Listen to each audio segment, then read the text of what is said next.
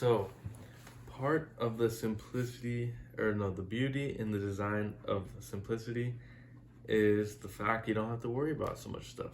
I don't know if that makes sense, but I love making these videos just due to the fact that I can talk, I can convey a message, and I don't have to expend so much effort in in altering or enhancing the perception or the receiving of the message. If you're watching this and you enjoy the content and you find value in what I'm saying, that's the goal. And if you don't, then I can't do anything for you, sorry. I wish I had skills in video editing and things like that, or I do have creativity, but creativity needs some sort of direct application for it to be successful. And so just because of the fact that I have none of the skills that will make video making a career for me, I just have to do this, and hopefully it'll resonate with people when they watch it. So I wanted to answer a question that I have had myself for a very long time, and it's just about mental health and depression. I think that one of the biggest disservices we can do to serious issues is to not talk about them.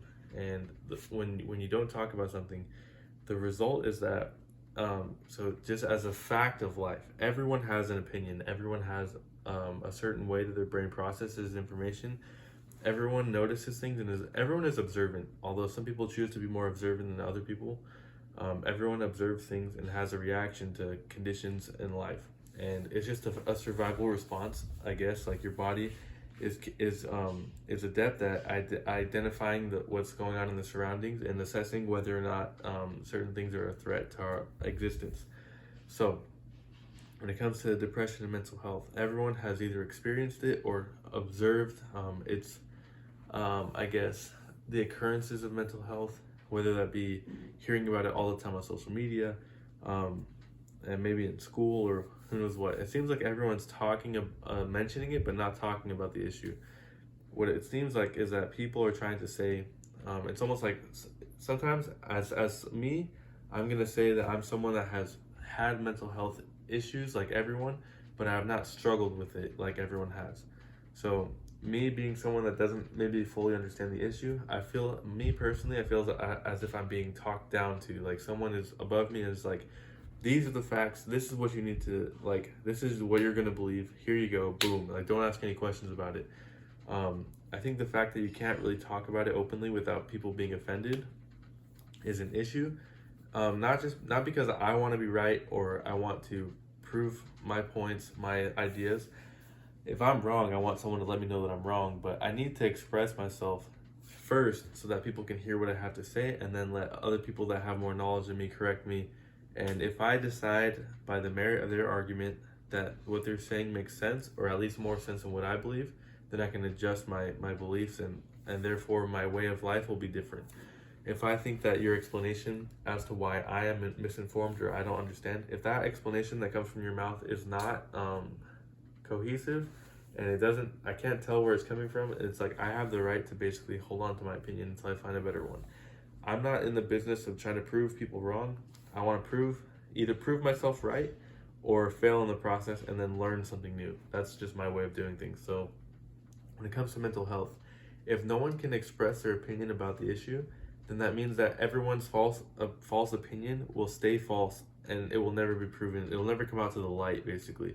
So everyone that has an opinion just needs to speak out on it, and over time we'll see people get corrected, people learn from their mistakes, people that have the truth and know the answer, their voice will hopefully be broadcasted and echoed, and until the point where we know the truth about it. Because honestly, it seems as if it's one of those things where it's like people pretend like there's so many different answers, so many different facets to the issue, that we're never ever gonna get to the bottom of it unless we just actually have an honest discussion about it.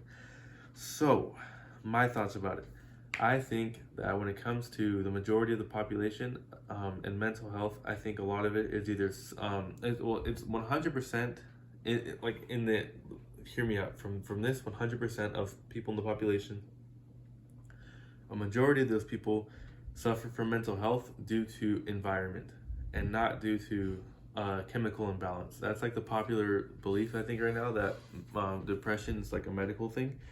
I'm not stupid enough to deny the possibility of a medical condition of depression, I'm just going to say that my belief is that the majority of people suffer from dopamine depletion or some form of dissatisfaction with their current situation. And what I mean by that is that your brain has chemical receptors, and when you do something that your brain deems as like pleasing to the system or beneficial, it releases dopamine as a signal of like this needs to be happening more often.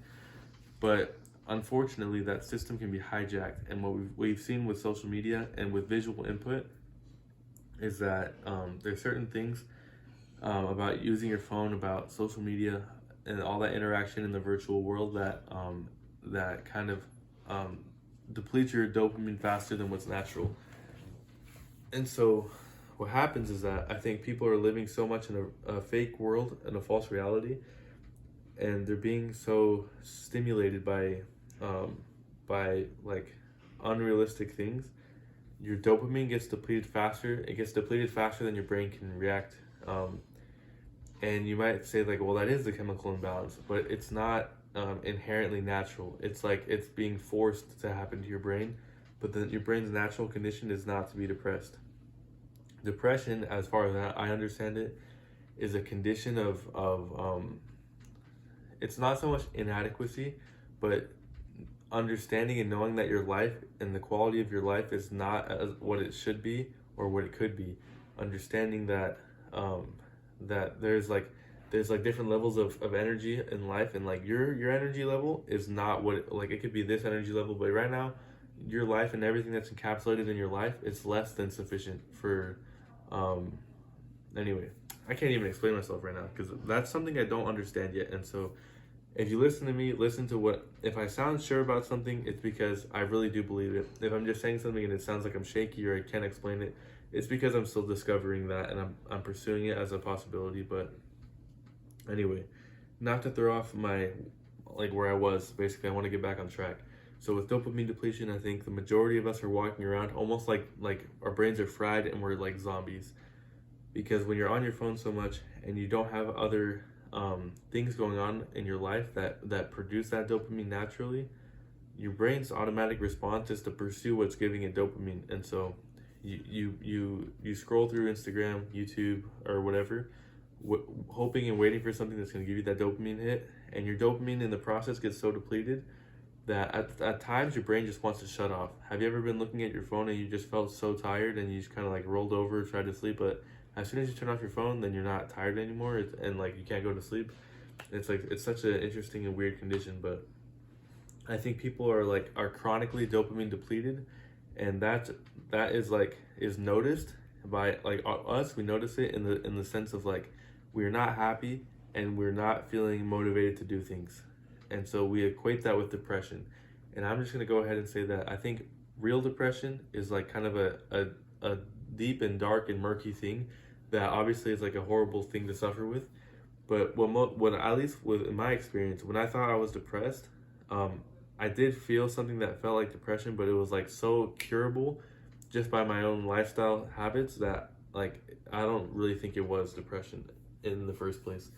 So I think everyone needs to be honest with themselves, and if you experience undesirable feelings of being basically being underwhelmed with your living conditions right now, you have to determine if that's just like because there's things you could be doing differently, or because you actually have some sort of depression that needs some serious treatment. I think depression is a super serious condition, but I think we're all like kind of, is it misnomer or whatever when something is misnamed? It's like we're creating this condition that we're creating an alternative name for, but I would call it dopamine depletion. That's my thought. So one thing I've done, or what I've realized, is that when we look at people on their phone all the time, obviously we've grown up hearing things from our parents, from adults. Cell phone technology is the newest thing, right? So it's like we're still taking time to adapt and to learn about what are the implications and what is the damage basically that's coming from it. I've heard so much in my life that we need to like get off our phones, we need to stop, whatever. I think we need to realize too that if someone is on their phone for the majority of the time that they're awake, or at least somewhere close to their phone, it's not, maybe it's not so evil, but maybe it's just that the access to a phone and to a virtual space is is now allowing people to do what they really want to do. Whereas like in our parents' generation and our grandparents' generation, they would just go outside and play, or who knows what they would do, things physically. Now that we have a different outlet, we're actually choosing to do something that our parents and grandparents did not choose to do. I think it's only natural to assume that like that we're doing what we would actually rather be doing. Um, I know it's super confusing because of like the fact that like on our phone there's nothing real in here. It's all fake. But that means that we're either watch if we're watching funny content, we're looking to laugh, right? We're looking to be entertained. At some extent though, I think that you wish that you could have a life that's so full of laughter. You wish you were either as funny as the person you're watching, or that people that were as funny as that person were involved in your life more. I think it's an issue where, like, the more I think about it, the more I realize that our humor as young people, our humor is only the ability to react to funny things and to send that to someone else. Like you see a funny meme and share it with someone else because you can identify with the meme and like laugh about it. And there's nothing original about it. There's nothing about you that was funny, nothing about your friend that's funny. You're just laughing together about something that you saw. And so there's people that are creating funniness, and it's like they're marketing it to kind of degrade everyone else's humor. Because when someone's humor is degraded to the point where or anything like can kind of be manufactured to be funny, you get to control people's like their usage of their phone, and you get to traffic basically gets directed to you because you're the funny, and funny is now gone from the marketplace, if that makes sense. So I think it's important to realize that maybe like, so let's say whatever you're watching, like the reason why you're watching it is because you wish that was a part of your life and right now it's currently not. That has to be an underlying issue, I think, an underlying reason why you're using so much of your free time to look at your phone. When you understand that psychologically, that like you're looking for a missing part of your life, is when you have to decide that the only way you're ever going to have that is if you get off your butt and do something about it. And once you make that realization and you start to build the discipline, is when your life is going to start to change. Like for example, I've been going to the gym now, pretty consistently for the span of like, let's say 4 months.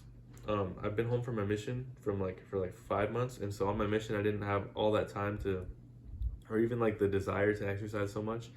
Now that I'm home, I decided that was my focus. For let's say for 4 months, I've been consistently going to the gym.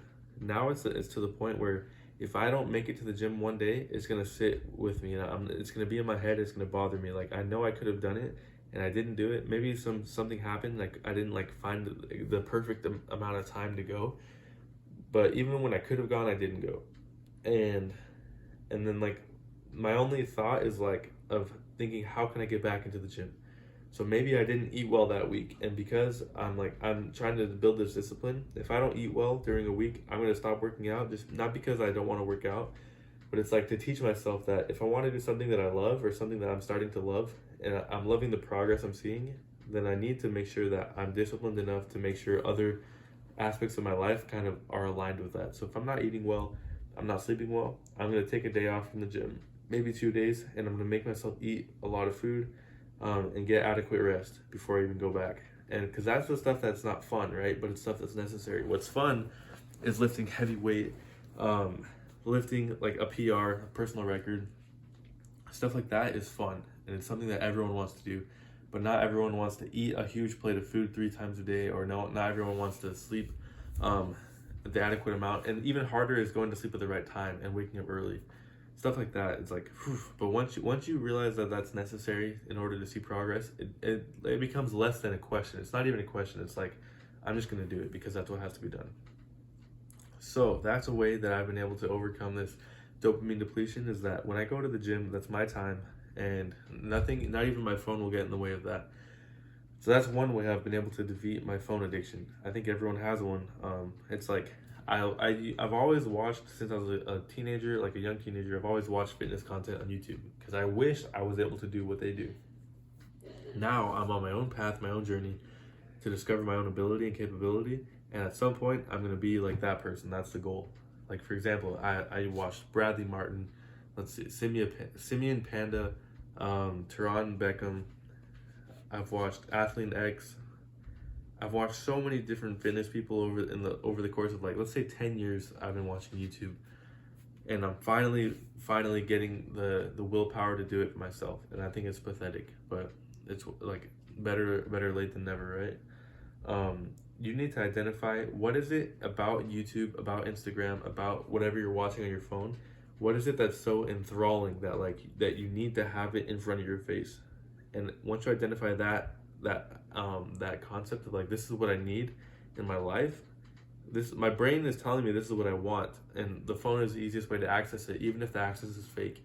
You then have to go back to your personal life and evaluate, how am I going to implement some steps in order to start working towards that goal of having that thing.